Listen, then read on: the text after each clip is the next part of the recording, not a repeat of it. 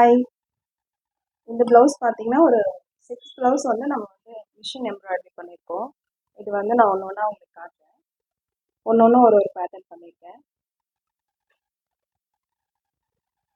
இது பார்த்தீங்கன்னா, சேம் சாரியும் ப்ளவுஸும் சேம் கலர்.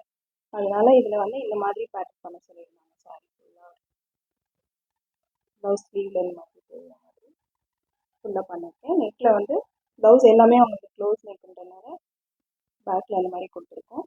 ஃப்ரண்ட் வந்து ஃப்ரண்ட் ஒரு லைன் கொடுத்துருக்கோம்.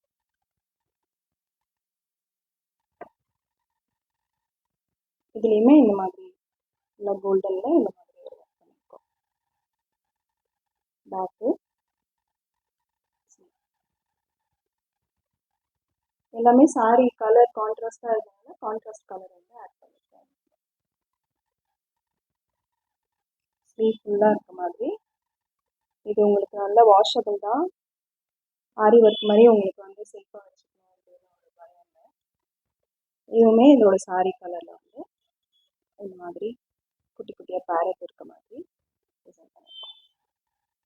நம்மக்கிட்ட கேட்லாக் இருக்குது. நீங்கள் அதில் என்ன சூஸ் பண்ணுறீங்களோ அதை உங்களோட சாரி கலருக்கு ஏற்ற மாதிரி அது பண்ணிக்கோங்க. இதுவும் பார்த்தீங்கன்னா உங்களோட சாரி கலர் வந்து லைட்டாக ஒரு ஒயிட் ஆஃப் ஒயிட் கலரு, அதுக்கு இந்த மாதிரி பண்ணியிருக்கோம். பேக் நெக்கு பேக்கில் வந்து பார்டரை வந்து இந்த மாதிரி பண்ண சொல்லியிருந்தாங்க கஸ்டமர். அதுக்கேற்ற மாதிரி பேக்கில் வெட்டி கொடுத்துருக்கோம். பார்டர் வேஸ்ட் ஆகாமல் ஹிப்பில் பண்ணால் கூட நமக்கு மறைஞ்சிடும் இல்லையா, அதனால வந்து சென்டராக கொடுத்துருக்கோம்.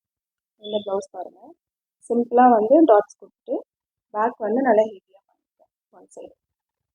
இது நீங்கள் இந்த மாதிரி 10 சாரிக்கும் போடலாம். இல்லைனா நீங்கள் காமனாக ஒரு ப்ளவுஸ் ஸ்டிச் பண்ணி வச்சுக்கணும் அப்படின்னாலும் நீங்கள் இந்த மாதிரி பண்ணலாம்.